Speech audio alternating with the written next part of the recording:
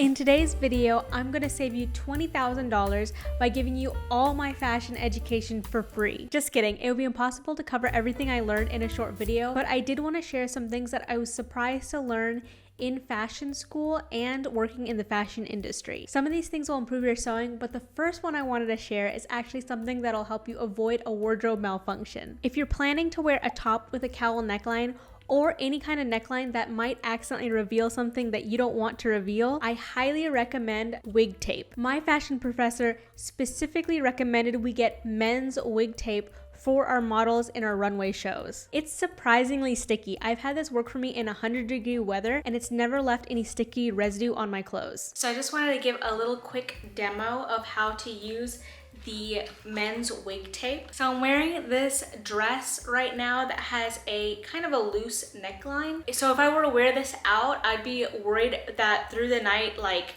me bending over or something is gonna reveal something that I don't want it to reveal.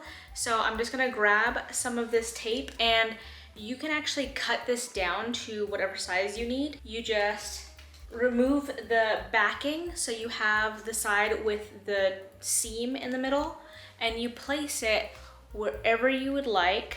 So right now where I placed it, it's showing above the dress, but that's okay for this video. And I'm just gonna take that off, and then I can just stick that.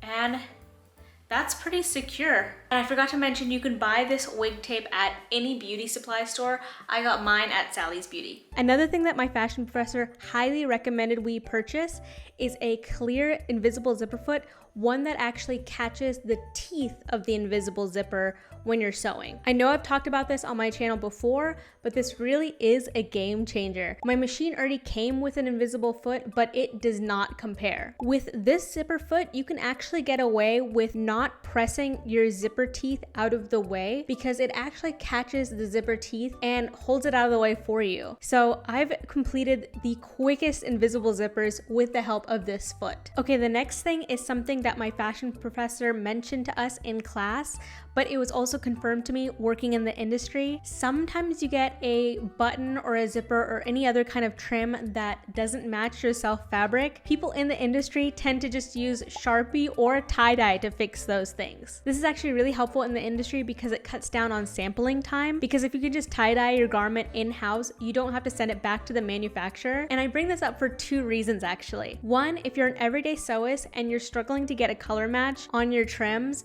remember that you can use Sharpie or tie-dye to try to get those things to match. And two, when you're shopping online and you see buttons, be wary on if that button is actually gonna come to you looking the same. On a lot of higher end goods, I'm sure that they're gonna get the buttons to match what they showed you in those product pictures. But if you get that item home and the buttons don't match or they look cheap, you're not crazy. They're definitely gaslighting you, and you should try to return your product and get your money back. Okay, speaking of being wary of product images, I'm sure a lot of people know this, but in case you don't, companies regularly use clips to cinch in clothing on their models for their product images. And then they have the audacity to note that this model is wearing this size, when actually that size didn't even fit her. Working in the industry and seeing this firsthand makes me steer clear of any product images where the model is doing some sort of weird pose, because I'm like, what are you hiding? Trust me, they are hiding something if the model is consistently doing a weird pose to like cover a zipper or something like that. Okay, back to things that we learned in fashion school, and maybe this one I can make a whole video on, but we were taught to burn a piece of fabric to test what kind of fibers we were working with. Okay, this is Editing Nabila here, and I should say, huge disclaimer, obviously it is very dangerous to light things on fire, so please proceed with caution. And when you're holding that piece of fabric, hold it with tweezers and maybe do it over the sink. I'm gonna show on the screen a guide of what you're looking for when you burn the fabric from this blog by Hand London, and I'll also link the article down below. But yeah, huge disclaimer, obviously be careful when you're working with fire. Anyway, back to the video. And this is probably not necessary if you're purchasing from a big box store, but I highly recommend you do this if you're going to buy your fabric at a fashion district type of warehouse, or if you're thrifting your fabric. I had to learn this firsthand because I was purchasing from a fashion district type place, and sometimes these warehouses are so big they don't even know what they have. So I thought I was buying a polyester chiffon, and I started working with it, and I started getting stains on my fabric that were similar to what you'd see in a silk chiffon. And yeah, I did get a good deal on this fabric because they thought they were selling me polyester and it was actually silk.